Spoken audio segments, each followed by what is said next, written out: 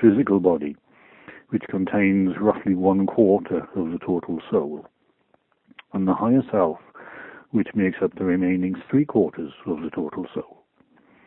And 7,000 years ago, we put into action a plan, which was to try and find a way of bringing the whole of the soul, in other words, to reunite the higher self back into the physical body, so we become a full human being again. And for the last 7,000 years, this is what we have been doing, is learning how to be human again. Because essentially the Earth as a consciousness considers us to be subhuman at the moment, because a human being is defined as a physical body containing a whole soul. So for 7,000 years, what we've been doing is living a series of lifetimes, this reincarnation, in order to experience everything that there is possible to experience by being physical on Earth, in order that what we do is collectively build up a sufficient knowledge to find out why we had problems on Atlantis and when we came back 20,000 years ago. Now, we found the answer. We know what the answer is, and that was put into place in 2000. And so since then, what we've been doing is gradually increasing the amount of energy patterns that are available on the Earth to allow us to gradually bring the higher self back into the body. So to get a little bit technical for a second, the Earth has an energy frequency of 7.56 hertz, which is basically 7.56 cycles per second. And what we discovered was that 7.56 cycles is far too low to maintain the energy patterns of the whole soul within the physical body. Because the root chakra, the first chakra of the body, of every living thing on the planet, resonates at 7.56 cycles per second. This is why the first chakra is called the root chakra, because literally it roots the soul into the physical body, and it roots the soul and the body to the earth. In many respects, gravity doesn't exist because gravity isn't a major force. What keeps humans and living things on the earth is actually the root chakra. It literally roots everything to the earth. But that 7.56 cycles per second was too low, and over the years what we've done is to work out what the basic frequency of the root chakra needs to be raised to in order for us to maintain the whole soul within the body. And the answer that we finally arrived at was that what we need the frequency to be at is 3,500 cycles per second. In other words, 3.5 kilohertz. And was it the end of May 2000, the Earth changed her basic frequencies from the 7.56 up to the 3,500. And so every living thing on Earth, apart from humans, changed at that time to this much higher frequency. And what we are doing at the moment, what humans are doing at the moment, being human, we're very reluctant to change. We don't like change, even though everything does change constantly. And so we've been a bit slow in catching up with what the Earth has been doing to help us. And so the energy frequencies, as far as humans are concerned, have risen gradually. So by the end of November this year, don't forget that's 10 years after the Earth changed her frequencies, we'd only risen from about 7.56 cycles per second up to about 12 or 13 cycles per second. But as of the start of November this year, the energy patterns change and accelerate. So by the beginning of November 2011, human frequencies will be at the same 3,500 cycles per second. So to put this into the context of the Mayan calendar, what is going on now is that we are, within the calendar, there are all sorts of different cycles, and one of the major cycles is something called an epoch.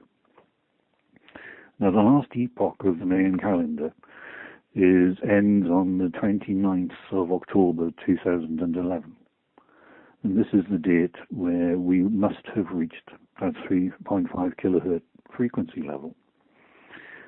And so this next year is the major transition point for all humans. And then from November 2011 until the 21st of December 2012, when the calendar ends, it gives everybody a chance to sort themselves out and do whatever it is they need to do to either stay on the planet or leave the planet. And then on 21st of December 2012, when the existing main calendar ends, a new cycle starts. So in other words, the world doesn't stop, the world doesn't end, humanity doesn't end.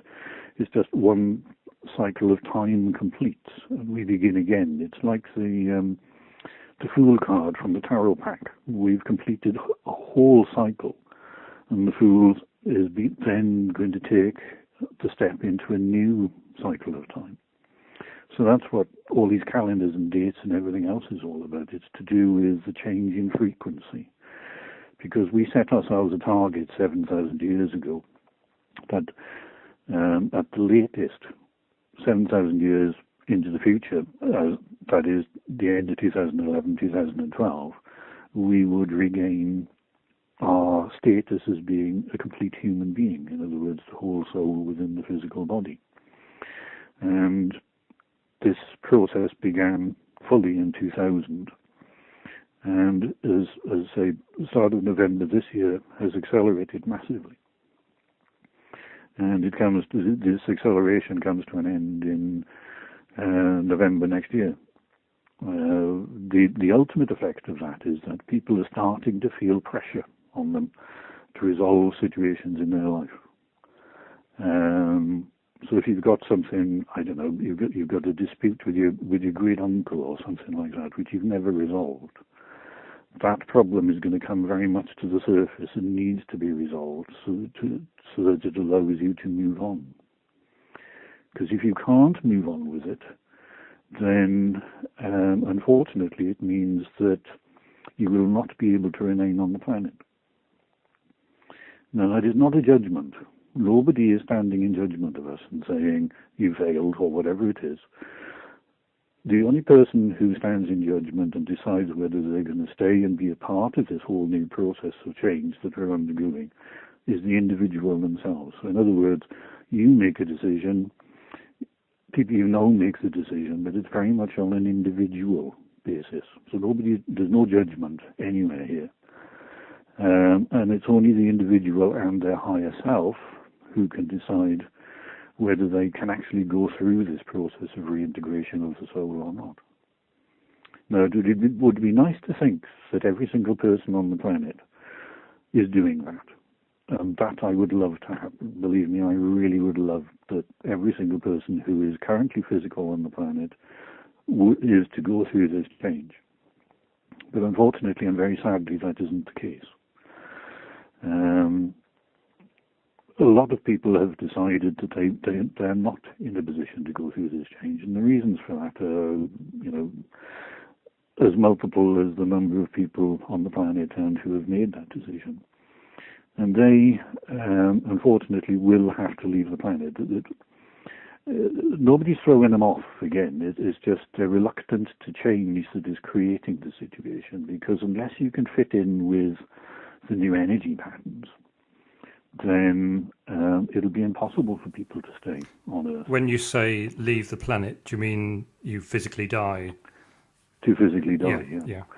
Well, if you look at actual population figures, and I don't mean this propaganda that they put out about we have a growing population, but if you really delve into what's going on in terms of population figures, then the population is massively dropping. I remember a few years ago that the German Chancellor made a speech saying that Germany's drop in population is catastrophic. And that's the word she used, is catastrophic.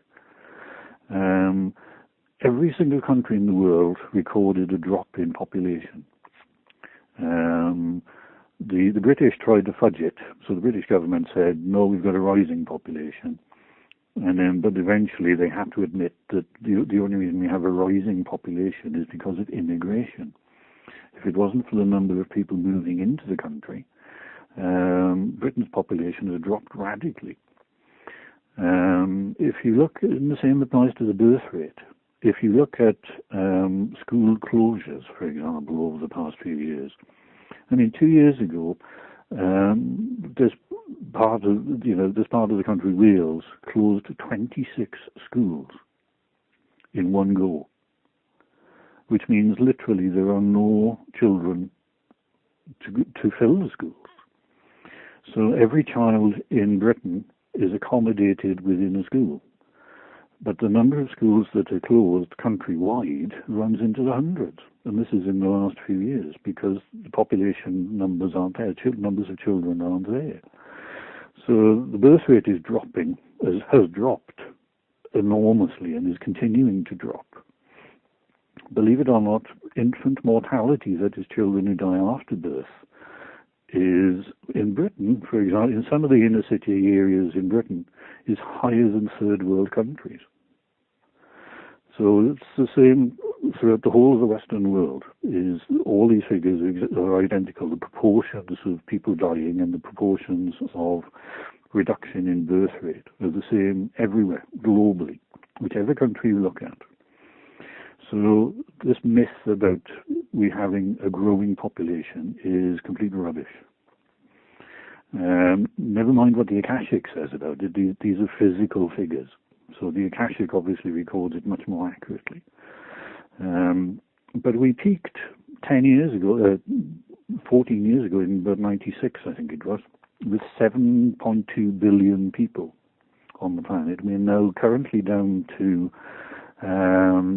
it's about 4.5 billion, I think. 4.5? No, we're below that. It's currently about 3.7 billion people on the planet, so which is almost half the official figures. And so, no, we have this massively dropping population. Very few children are being born.